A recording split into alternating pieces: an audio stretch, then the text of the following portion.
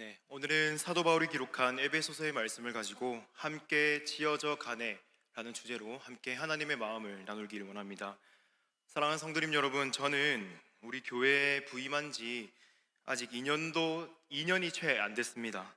정확하게 말씀드리면 1년하고 8개월째 지금 보내고 있습니다. 제가 이 말씀을 드리는 이유는 이렇게 얼마 되지 않은 짧은 시간이지만 저는 이 짧은 시간을 통해서 우리 교회를 사랑하는 마음이 마치 저희 고향, 집을 사랑하는 마음만큼 크다는 것을 이렇게 알려주기 위해서, 말씀드리기 위해서 이렇게 날짜를 언급했습니다. 감사합니다. 네, 사랑하는 우리 교회 성도님들의 많은 관심과 기도, 그리고 사랑과 그리고 진심 어린 격려와 그런 많은 관심 덕분에 저는 교회의 사랑이 무엇인지 좀 일찍 이렇게 깨달았던 것 같습니다. 특별히 저는 초등학교 3, 4학년 아이들이 속해 있는 초등 2부를 담당하고 있습니다. 우리 초등 2부를 담당하면서 저는 우리 부서를 위해 애쓰시는 많은 선생님들의 그런 또 애정과 응원과 지지 뿐만 아니라 특별히 제가 너무 사랑하는 우리 어린 학생들을 통해서 또 하나님의 사랑과 또 교회의 사랑을 많이 받으면서 그 사랑에 대한 감사가 얼마나 큰지 모릅니다. 무엇보다 가장 감사한 것은, 정말 또 놀라운 것은, 저희 초등부의 어린 학생들을 통해서 하나님께서는 저를 이렇게 조금씩 조금씩 성장하도록 인도하고 계심을 저는 선명하게 보고 느끼고 있습니다. 아이들과 함께 예배를 드리고 또 제자 훈련을 하고 소풍을 가고 성경학교를 하고 이런 여러 시간들을 함께 보내다 보면은 아이들을 통해서 배울 수 있는 것이 굉장히 많이 있습니다. 아이들이 저보다 더 뛰어난 생각을 많이 할 때도 있고요. 그리고 제가 깜짝깜짝 놀랄 만한 질문을 많이 할 때도 있습니다. 무엇보다 아이들은 표현력이 얼마나 좋습니까? 아이들이 표현하는 언어나 행동, 그 속에서 하나님 말씀의 원리를 발견할 때가 정말 많이 있습니다. 대표적인 사례는 제가 지금부터 말씀드릴 사례입니다. 지난 봄이었습니다. 우리 부서에 한 아이가 제게 문자를 보내왔습니다. 한번 화면 한번 보여주시겠습니까? 네, 잘 보이십니까? 여기 위에 그림 밑에 보면은 작게 뭐라고 적혀 있냐면은 제가 집에서 맞췄어요 라는 문자가 제게 왔습니다. 뭘 맞췄다는 걸까요? 어떤 거인 것 같습니까? 네, 맞습니다. 잘 보신 것처럼 퍼즐을 이렇게 맞춰서 저에게 제가 다 맞췄어요 라는 문자를 보내왔습니다. 왼쪽으로 한번 90도로 딱 돌려가지고 다음 사진 한번 보여주시겠습니까? 이렇게 보시면 이 사진은 우리 모두가 잘 알고 있는 것처럼 만화 원피스 그림의 퍼즐입니다. 혹시 우리 성도님들 퍼즐을 맞춰 보신 적 있으십니까? 저도 어렸을 때부터 이렇게 이 퍼즐보다 작은 그림도 퍼즐에 맞춰봤고 더 큰 그림을 맞추려고 시도해봤지만 성공한 적이 없습니다. 그래서 작은 퍼즐이라도 이렇게 완성하는 데까지 오랜 시간이 걸린다는 것은 우리는 경험을 통해서 잘 알고 있습니다. 이 퍼즐을 맞추기 위해서 많은 시간들을 들여야 하고 또 맞지 않은 조각들은 이렇게 다시 떼어내어서 다른 조각들로 채우는 이런 반복 작업을 수없이 해야 된다는 것을 우리는 잘 알고 있습니다. 이런 반복 작업을 계속 하다 보면은 우리는 이 퍼즐을 맞추기 위해서 많은 심혈을 기울였던 경험이 많이 있었을 것입니다. 그렇다 보니까 이 퍼즐을 맞추는 중에 포기하는 사람들도 많이 있습니다. 그런데 저는 이 문자를 보내온 이 아이가 퍼즐을 완성했다고 이 완성본을 사진을 찍어서 제게 보내왔을 때 저는 한참 동안 웃었습니다. 지금 이 학생이 여기 자리에 와 있는데요. 제가 웃었던 이유는 너무 대견하고 예뻐서였습니다. 이 커다란 퍼즐 한 판을 완성하기까지 얼마나 많은 시간을 들이고 사용했겠습니까? 이 커다란 퍼즐 한 판을 완성하기까지 얼마나 많은 실패와 반복 작업을 거쳤겠습니까? 그 시간 동안 아이들은 이렇게 인내해야 하는 게 참 힘든데 이런 퍼즐을 완성하기까지 인내하고 참는 시간이 얼마나 힘들었겠습니까? 저는 이런 생각이 들면서 제가 이 아이가 퍼즐을 맞추는데 직접 눈으로 보진 않았지만 그 과정이 제 머릿속에 스쳐 지나가면서 얼마나 대견하고 이게 이뻤는지 모릅니다. 그래서 이 사진을 제가 아직도 휴대폰 갤러리에 보관을 하고 있습니다.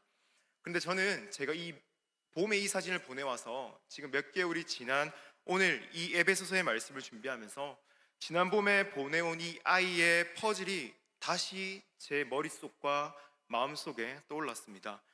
왜냐하면 오늘 함께 나누실 이 본문의 말씀이 바로 퍼즐 한 판을 완성하기까지의 과정과 같기 때문입니다.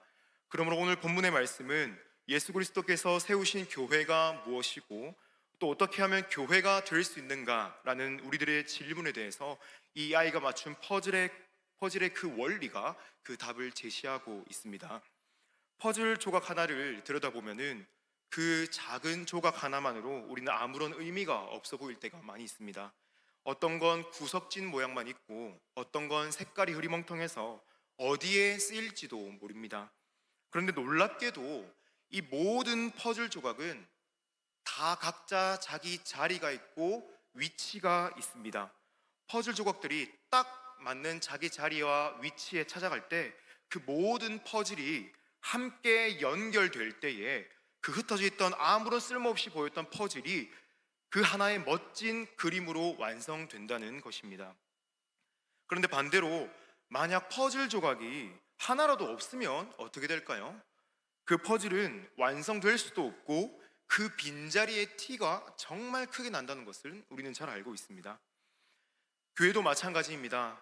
우리 한 사람 한 사람이 때로는 작고 하찮은 그런 퍼즐 조각 같을지 모르지만 하나님께서는 우리 각 사람을 빠짐없이 쓸모 있는 존재로 맞추어 주셔서 아름다운 퍼즐과 같은 이런 그림을 완성하도록 하십니다. 그 그림이 무엇입니까? 우리가 오늘 읽은 말씀대로 바로 교회라는 퍼즐입니다.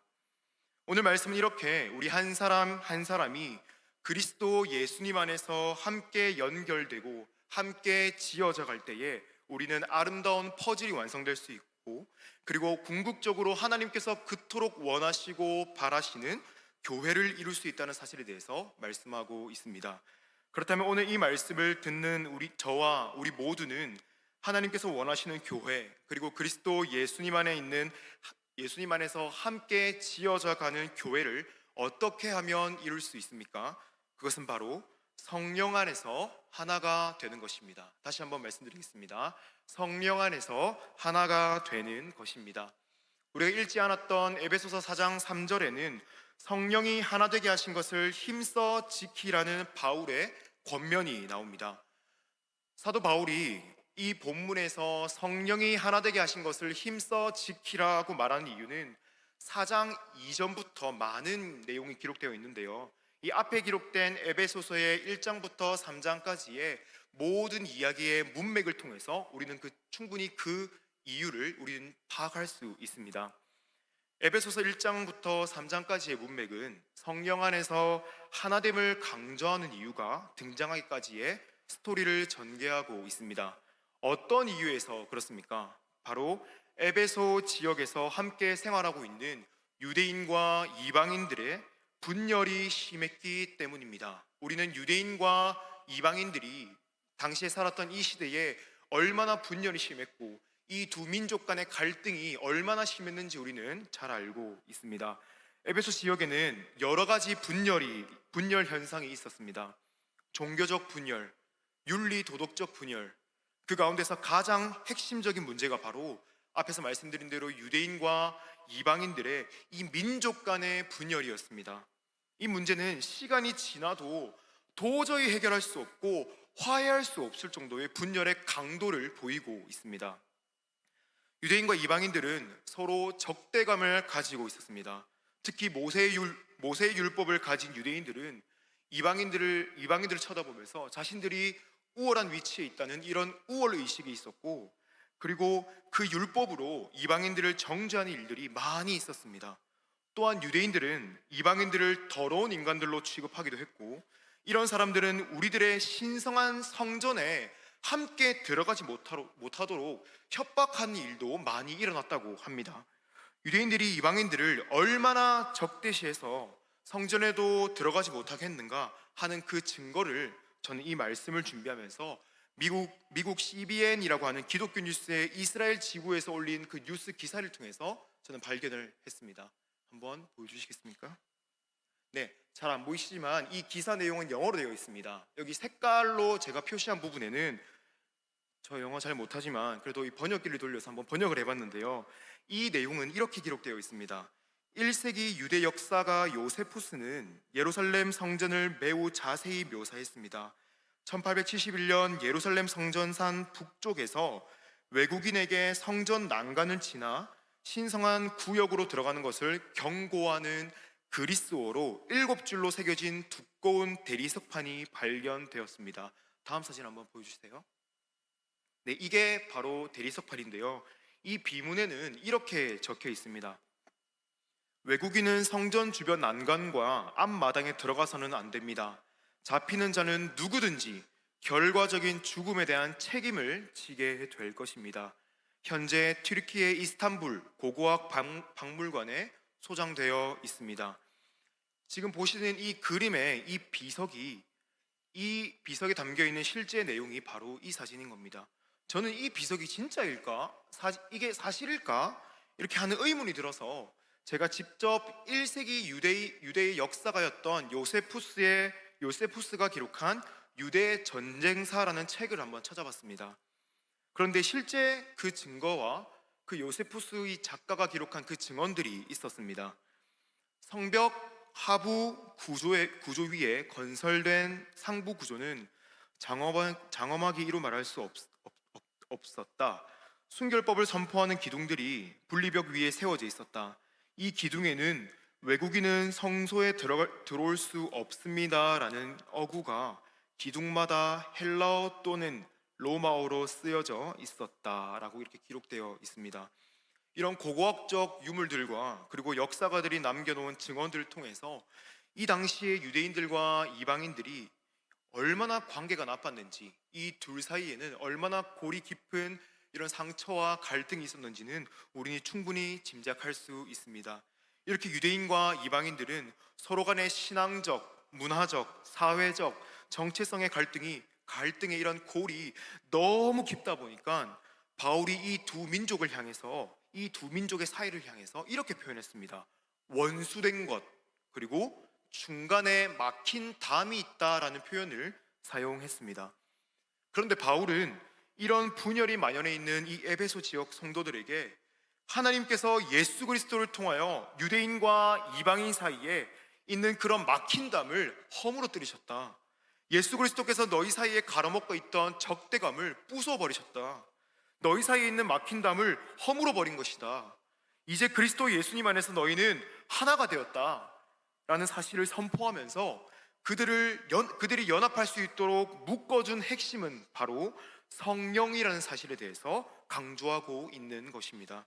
그러므로 이제 유대인과 이방인 사이에는 성령 안에서 하나로 묶인 새로운 공동체가 탄생했습니다. 그 새로운 공동체가 무엇입니까? 바로 우리가 속해 있는 교회 공동체입니다.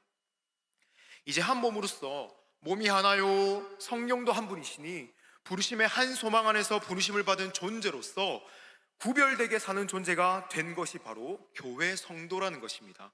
구별됨, 이것이 바로 새롭게 탄생한 교회 공동체의 본질을 의미합니다. 사랑하는 성도님 여러분, 교회란 무엇입니까? 하나님께서 세상 속에서 불러내어서 모여있는 사람들의 모임을 말합니다. 우리를 왜 불러내셨습니까? 사망에서 생명으로 옮겨놓기 위해서 부르신 겁니다. 그렇다면 세상과 교회는 마땅히 구별되어야 하지 않겠습니까? 세상은 상대편을 경멸하고 분리하고 이념화해서 획일적인 곳으로 만드는 죽음의 현상들로 가득하다면 교회는 사망에서 생명으로 옮겨졌기에 생명의 현상들로 가득하다는 것은 우리가 잘 알고 있는 사실입니다. 겸손하고 온유하고 오래 참고 이해하고 포용하고 존중하는 생명의 현상들로 말입니다. 그런데 실제로는 어떻습니까? 우리가 살아가고 있는 이 교회 현실과 우리가 살아가고 있는 이 세상의 현실은 우리가 두 눈으로 똑똑히 보고 있는 것처럼 어떻습니까? 오히려 세상이 더 살아있는 것 같고 교회가 더 죽은 것 같지 않습니까? 우리 어린아이들에게도 이런 모습이 많이 있습니다. 학교에서 친구를 왕따시키고 우리 그룹에 들어오지 못하도록 담을 쌓아버리고, 어렸을 때부터 친구라는 이유만으로 다른 친구들이 우리 사이에 들어오지 못하도록 이 허물어뜨리지 못하는 단단한 벽을 세우는 이런 모습들이 많이 있다는 것입니다. 아이들에게도 이런 모습이 있는데 우리 어른들에게도 얼마나 많은 담이 있겠습니까? 그래서 우리는 이 시간 우리는 하나님 앞에서 이렇게 정직하게 질문을 해야 합니다. 이게 교회인가? 정말 이게 교회인가? 사도 바울은 지금 로마 감옥에 있습니다. 그런데 우리에게 약 2000년 전에 이 에베소서라고 하는 서신을 남겨놓았습니다. 우리가 이 글을 지금도 읽고 묵상하고 말씀을 듣고 다시 한번 교회의 의미를 상기하는 이유가 무엇입니까? 이전에는 사망에 있었던 우리들을 예수 그리스도의 십자가와 성령께서 하나가 되게 하신 그 은혜의 결과인 교회 공동체라는 이곳에 생명이 있는 곳으로 우리를 옮겨 놓을 수 있었던 유일한 방법이 바로 교회이기 때문에 우리는 계속해서 이 말씀을 듣고 교회의 의미를 상기하고 있는 것입니다. 여러분, 그래서 세상에서는 할 수 없는 교회가 우리에게 필요한 이유가 바로 사망에서 생명으로 옮겨 놓는 것은 교회만이 가능하기 때문에 우리는 교회로 모이는 것입니다. 이런 맥락 속에서 사도 바울은 교회 공동체로 부르심 받은 우리 각 사람에게 그리스도께서 주신 은혜의 선물이 있다고 말하고 있습니다. 이 선물은 나 자신을 위한 것도 아니고 우리의 가정을 위한 것도 아니고 오직 그리스도의 몸인 교회를 함께 세우기 위해 주신 은혜의 선물이라고 말하고 있습니다. 이것이 무엇입니까? 바로 직분입니다. 본문 4장 11절 12절 우리 한 목소리로 함께 읽어보겠습니다. 시작. 그가 어떤 사람은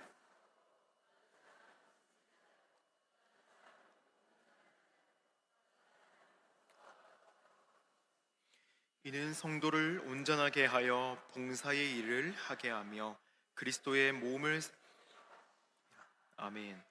어떤 사람에게는 목사로, 어떤 사람에게는 교사로, 어떤 사람에게는 복음 전하는 자로, 이것을 넘어서 우리 교회에 어떤 사람에게는 목자로, 어떤 사람에게는 예배 안내자로, 어떤 사람에게는 차량 안내자로, 어떤 사람에게는 주방 봉사로, 어떤 사람에게는 찬양팀으로, 찬양대원으로, 이렇게 이 모든 부르심의 이유는 단 한 가지, 오직 예수 그리스도의 온전한 몸을 세우기 위해서 하나님께서는 퍼즐 조각과 같이 우리들을 다 다른 이유들로 부르셨다는 말씀입니다. 이렇게 퍼즐 조각과 같이 다 다르게 부르셨다는 것이 바로 이런 이유에서입니다. 여기서 온전한이라는 단어는 성숙한이라는 의미로 쓰이고 있습니다. 따라서 온전하게 된다는 것은 이 말이 성숙하게 된다는 말의 그런 의미인 것입니다. 그러므로 교회에 부름받은 성도는 마땅히 영적인 성숙을 날마다 이루어 가야 한다는 의미입니다. 이런 의미에서 이 12절 다음 구절의 13절에서도 온전한 사람을 이루어 그리스도의 장성한 분량이 충만한 데까지 이르리니 라고 기록하고 있고, 14절에서도 어린아이와 같이 되지 말라는 이런 성숙한 모습과 대조시키는 언급을 하면서 성숙하다는 것이 곧 그리스도의 장성한 분량에 이르는 것이라는 의미를 알려주고 있는 것입니다. 그래서 우리는 기억해야 합니다. 성숙한 성도는 어떤 성도입니까? 다 다르기 때문에 퍼즐 조각 하나하나처럼 다 다르기 때문에 그 다른 것을 귀한 것으로 아는 거고 인정하는 것입니다. 다르다고 해서 어떤 것이 하찮고 열등한 것이 아니라 다 다르기 때문에 더 아름다운 것입니다. 퍼즐 조각이 다 모양과 색깔이 다 다르기 때문에 이 다른 것이 하나로 연결되었을 때 더 아름답고 더 멋있는 완성 작품을 만들 수 있는 것처럼 우리가 다 다르기 때문에, 우리가 하나님 안에서 부르심 받은 그 목적과 이유가 다 다르기 때문에 우리는 더 겸손하고 온유하고 이해하고 포용할 수 있는 이런 성숙한 성도의 모습이 마땅히 있어야 된다는 것입니다. 그래서 우리는 세상과는 구별된 존재로 교회로 부름받은 것입니다. 세상 다른 조직이나 기관이나 모임이나 그런 무리로 우리가 부름받은 것이 아니라 날마다 살아있는 생명의 공동체인 교회로 부름받은 것입니다. 그래서 교회는 생명의 현상들로 가득한 것입니다. 그래서 교회는 날마다 생명의 현상들로 살아나는 곳이 됩니다. 날마다 자라가는 곳이 됩니다. 날마다 성숙이 되어가는 곳입니다. 교회와 세상이 구별되는 점이 바로 여기에 있는 것입니다. 이런 의미에서 오늘 사도 바울은 구별된 교회 공동체로 부름받은 우리들에게 성숙한 교회가 되기 위한 더 구체적인 실천 사항을 오늘 우리가 읽은 말씀을 통해서 알려주고 있습니다. 첫 번째는 바로 우리의 중심이 무엇인지 아는 것입니다. 우리가 성숙한 성도가 되기 위해서는 우리가 첫 번째로 알아야 될 것이 바로 우리의 중심이 무엇인지 아는 것입니다. 우리의 중심은 바로 교회의 머리이신 예수 그리스도께 연결되는 것입니다. 본문 4장 15절입니다. 오직 사랑 안에서 참된 것을 하여 범사에 그에게까지 자랄지라. 그는 머리니 곧 그리스도라. 바울은 우리의 중심은 머리이신 예수 그리스도께 있다고 말하고 있습니다. 예수님을 머리로 이렇게 비유하고 연결시키는 이유가 뭡니까? 바로 머리는 우리 몸에 생명을 공급하고 방향을 제시하고 몸 전체를 조율하는 이런 가장 중요한 기관이기 때문입니다. 사람의 몸은 머리부터 연결되어 있습니다. 머리가 지휘하지 않으면 손도 발도 그 어떤 지체 부위도 움직일 수 없습니다. 손과 발은 끊어져도 우리가 굉장히 아프고 힘들겠지만 살 수는 있습니다. 그러나 머리가 떨어져 나가면은 우리는 단번에 죽음에 이르게 되는 것입니다. 이처럼 우리 몸의 모든 부위는 머리에 의해서 움직인다는 사실입니다. 머리가 방향을 제시하고 머리가 몸 전체를 조율한다는 거죠. 바울이 이렇게 예수님을 머리에 빗대어 말한 이유도 교회의 머리이신 예수님이 끊어지거나 없어지면 교회는 바로 죽게 되기 때문입니다. 교회가 어떻게 세워졌습니까? 여러분, 교회가 어떻게 세워졌습니까? 예수님의 죽음과 다시 부활하신 생명으로 세워진 것 아니겠습니까? 그 예수님의 생명 덕분에 우리 또한 사망에서 생명으로 옮겨진 교회에 있는 것입니다. 그래서 우리는 교회에 생명을 공급하시는 분은 예수님이라는 사실을 우리는 부정할 수 없습니다. 사랑하는 성도님 여러분, 그토록 화해할 수 없었던 유대인과 이방인이 이 예수님 안에서 화해를 이루고 교회를 세워나갈 수 있었던 비결이 무엇입니까? 바로 모두 머리이신 예수님께 연결되어 있었기 때문입니다. 사람의 생각과 세상의 방법, 정치적 계산에 의해 움직였다면 이 두 민족은 반드시 이 화해는커녕 그들의 관계는 돌이킬 수 없을 방향으로 갔을 것입니다. 그러나 우리 주님이 말씀으로 보여주신 그 방향, 성령께서 하나되게 하신 그 인도하심에 따라 그 길로 따라 나아갈 때는 반드시 바른 길을 가게 되어 있다는 사실입니다. 왜냐하면 머리이신 그리스도께서 그리스도의 생명과 그리스도의 지혜와 그리스도의 방향을 공급하시기 때문입니다. 그러므로 우리는 우리 자신을 놓고 늘 점검하고 돌아봐야 합니다. 내가 교회의 머리이신 예수님께 연결되어 있는가? 교회 안에서도 다른 힘 있는 사람에게 또는 다른 직분자에게 연결되어 있진 않은가? 내가 다른 사람들에게 연결되어서 그 사람에게 생명을 공급받고 있진 않은가? 이런 모습들을 우리는 날마다 점검하고 돌아보면서 우리는 교회의 머리이신 예수님께 우리가 언제든지 연결될 수 있도록 노력해야 한다는 것이 바로 이 말씀의 의미라는 겁니다. 우리 교회가 하나 될 수 있는 비결은 바로 교회의 머리이신 그리스도 예수님께만 연결될 때만이 우리는 성숙한 성도, 우리는 성숙한 교회를 이룰 수 있다는 사실입니다. 두 번째로는 우리의 방향을 제대로 알고 나아가는 것입니다. 우리가 성숙한 성도가 되기 위해서, 그리스도의 장성한 분량에 이르기 위해서는 우리는 우리의 방향을 제대로 알고 나아가는 것입니다. 그것이 무엇입니까? 바로 사랑과 진리를 추구해야 합니다. 본문 15절, 16절에는 성숙한 교회가 되기 위한 두 번째 실천 사항을 알려주고 있습니다. 그것은 바로 우리의 방향이 사랑과 진리라는 두 축에 있다는 것입니다. 15절, 16절에 나타난 공통점은 사랑 안에서라는 표현들이 반복되고 있습니다. 사랑 안에서 참된 것을 하고 사랑 안에서 스스로 세워가야 한다는 것입니다. 여기서 말하는 사랑이 무엇입니까? 이 성경에 나타난 사랑은 언제든지 모두 그리스도의 십자가 사랑을 근거하고 있는 것입니다. 그리스도의 십자가 사랑은 단순히 인간적인 호의가 아니라 자기를 내어주신 희생적인 사랑이라는 겁니다. 이 사랑은 상대가 합당해서 주는 것이 아니라 그리스도께서 우리를 먼저 사랑하셨기 때문에 그저 흘려보내는 사랑입니다. 그래서 에베소서 5장 2절에서도 그리스도께서 너희를 사랑하신 것 같이 너희도 사랑 가운데서 행하라고 말하고 있는 것입니다. 더 나아가서 사랑은 반드시 진리와 함께 추구해야 한다는 것입니다. 우리가 가지고 있는 개역개정 성경에는 이 15절이 참된 것을 하여라고 기록되어 있지만은 이 단어의 기본적인 뜻은 진리를 말하다라는 의미입니다.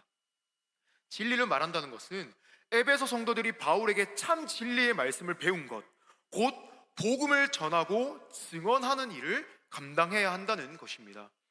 이것은 증언하는 일뿐만 아니라 복음적인 삶을 살아내야 한다는 것까지 나아가는 것이라고 저는 생각합니다.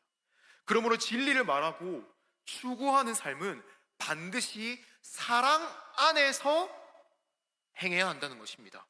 반드시 사랑과 함께 나아가야 한다는 것입니다. 왜냐하면 진리만 있다면은 우리는 상대를 정죄하고 상처 주는 칼로 이용되기 쉽기 때문입니다. 넌 틀렸어. 넌 아니야. 나만 맞아. 넌 다 틀렸어. 이런 진리의 기준과 잣대를 내밀 수 있기 때문에 반드시 사랑과 함께 가야 한다는 의미입니다. 반대로 사랑만 있다면 어떻게 되겠습니까? 사랑만 있다면은 교회의 분위기는 좋겠죠. 따뜻하겠죠.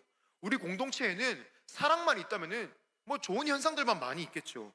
그리고 서로를 이해하고 용납해주고 이런 모습처럼 보이는 것 같지만 그 이면에서는 죄를 방치하게 될 수 있습니다. 괜찮아. 다 사랑이야. 이런 감성적인 말 아래에 죄를 감추고 오히려 영혼을 죽이는 독이 될 수 있기 때문입니다. 따라서 사랑과 진리가 반드시 함께 가야 하는 이유는 여기에 있는 것입니다.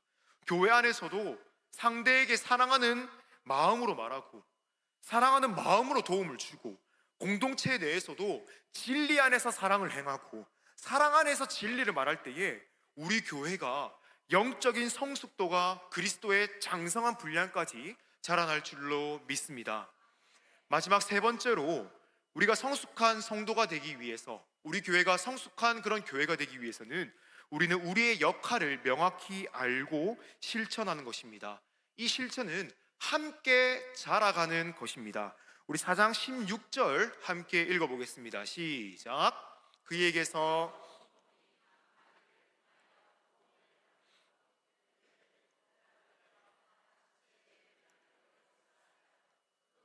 자라게 하며 사랑 안에서 스스로 세우느니라. 아멘. 본문 16절은 성숙한 교회가 되기 위한 마지막 실천사항을 알려주고 있습니다. 이 구절은 굉장히 유명한 구절이죠. 교회의 주요 행사나 또 수련회, 또 그런 여름 성경학교 이런 주제 선구로 많이 사용되고 있습니다. 그래서 이번 초등 2부 여름 성경학교 주제 선구도 바로 이 구절이었습니다. 이 구절이 왜 이렇게 인기가 많을까요? 그것은 이 구절을 읽기만 해도 아름다운 그림이 그려지기 때문입니다. 온몸이 각 마디를 통하여 도움을 받고 연결되고 결합되고 자라고 사랑 안에서 스스로 세운다. 이런 너무 좋고 예쁜 단어들로만 가득하기 때문인 거죠. 이 구절을 통해 그려지는 그림은 교회 공동체의 이상적인 그림이 그려지는 것 같기도 합니다. 그러나 여기서 우리가 절대 간과해서 안 될 포인트가 있습니다. 그것은 바로 그에게서 교회의 그에게서라는 표현입니다. 이 그에게서라는 것은 교회의 머리이신 예수 그리스도를 의미하는 것입니다. 그래서 반드시 교회 공동체가 연결될 때에는 우리의 생명의 근원이신 그리스도 예수님을 통해서 온 몸이 각 마디로 연결되고 결합되는 것이 중요하다는 사실입니다. 왜냐하면 교회의 모든 성장은 그리스도 예수님이신 이 머리에서 흘러나오고 그리고 머리로부터 공급을 받기 때문입니다. 여기서 그리스도 예수님이 빠졌다고 한번 생각해 보십시오. 찬양의 가사처럼 나로부터 시작되리 우리 공동체 안에서 우리 각 사람이 전부 다 나로부터 시작되리 이런 목소리와 이런 말을 계속한다면 어떻게 되겠습니까? 문제가 생기지 않겠습니까? 여기서 또 중요한 점은 각 마디를 통하여 도움을 받음으로 라는 표현과 그리고 각 지체의 분량대로 역사하여라는 두 표현입니다. 오늘 이 말씀을 듣는 우리 모두의 역할이 바로 이것입니다.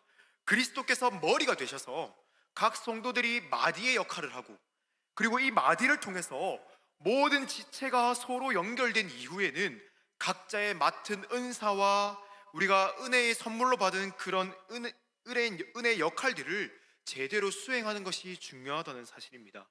교회는 모든 성도가 자신이 받은 은혜의 분량대로 역할을 감당할 때에 온전하게 성숙한 교회로 자라가고 세워갈 수 있다는 사실입니다. 역할이 크고 작음이 어디 있습니까? 우리는 교회에서 누구의 역할이 더 크고 누구의 역할이 더 작아 보이고 이렇게 비교하는 모습들이 많이 있습니다. 그런데 이런 교회 안에서 역할이 크고 작음이 어디 있습니까? 교회의 머리 대신 그리스도께서는 모든 지체를 필요로 하십니다.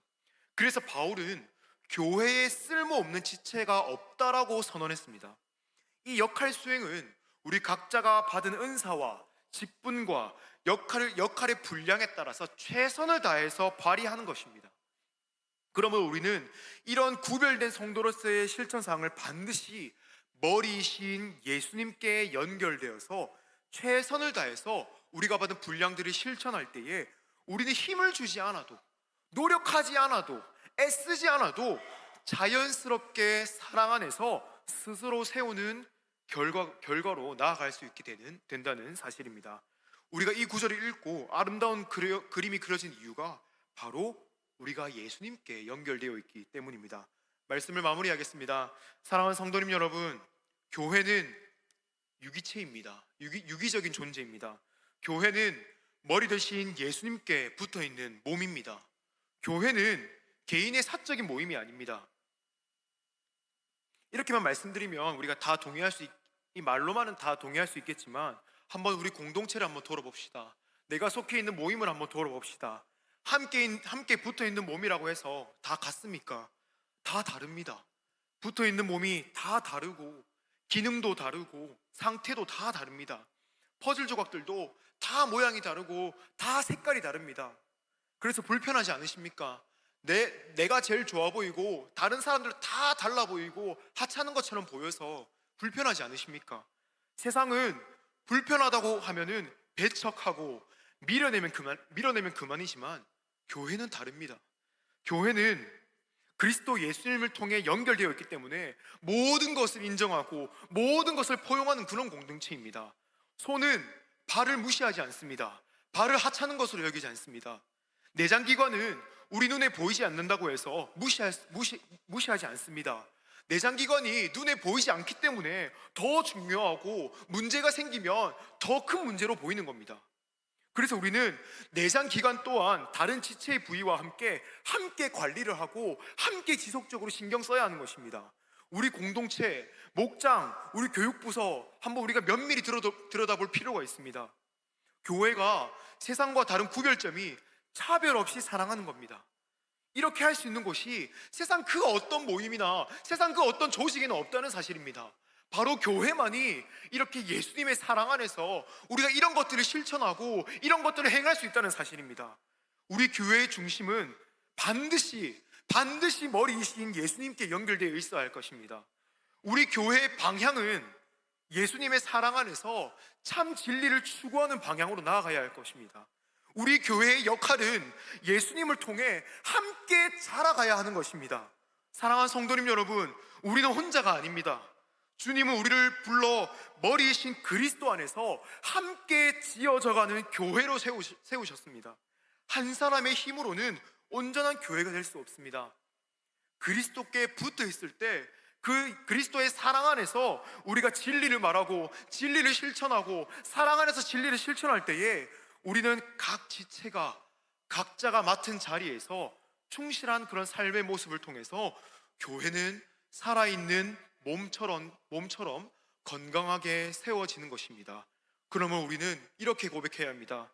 주님, 나도 교회의 한 지체로서 주님께 연결되어서 사랑과 진리 안에서 형제 자매와 함께 지어져 가겠습니다. 주님, 우리 교회의 머리는 우리 주님이십니다. 주님께서 세우셨고 주님께서 자라게 하십니다. 그런데 우리는 함께 주님께 연결되기를 원합니다. 우리는 이런 고백들을 날마다 해야 하는 것입니다. 사랑하는 성도님 여러분, 간절히 소망합니다. 우리 교회가 교회의 머리이신 예수님 안에서 함께 지어져 가네라는 은혜로 살아내는, 그렇게 앞으로 계속 살아내는 그런 아름다운 공동체, 아름다운 우리 교회가 되기를 간절히 소원합니다.